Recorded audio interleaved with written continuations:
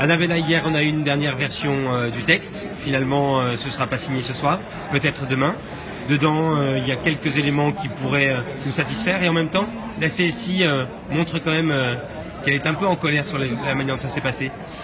Oui, c'est certain en fait. Je pense qu'il faut qu'on reste honnête vis-à-vis des demandes qu'on avait par rapport à la COP. Je pense qu'il y a quand même 3 points sur lesquels nous avons des raisons d'être déçus, mais surtout mobilisés dans ces dernières 30 heures avant que l'accord soit scellé.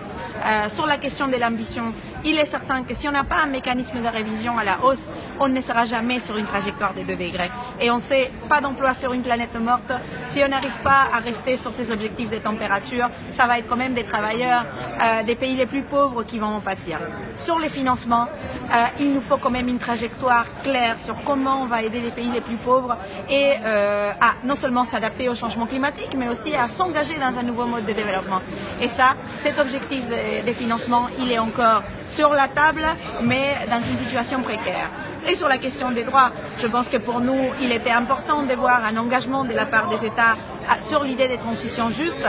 Malheureusement, cette référence, elle n'est encore que dans les préambules. On aurait vraiment souhaité l'avoir dans la partie, dans les cœurs de l'accord. Après, évidemment, pour le mouvement syndical, la lutte ne s'arrête pas à Paris.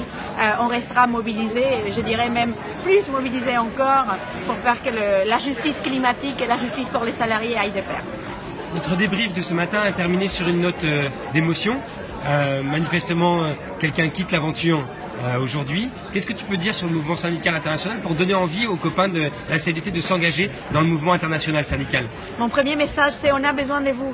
En fait, les mouvements syndicaux n'est rien sans ces militants, n'est rien sans justement cette richesse qu'on a au niveau des territoires, qu'on a au niveau des entreprises. Si on n'a pas plus de jeunes, plus de syndicalistes qui veulent s'engager dans cette lutte pour le climat, on sera juste des dinosaures.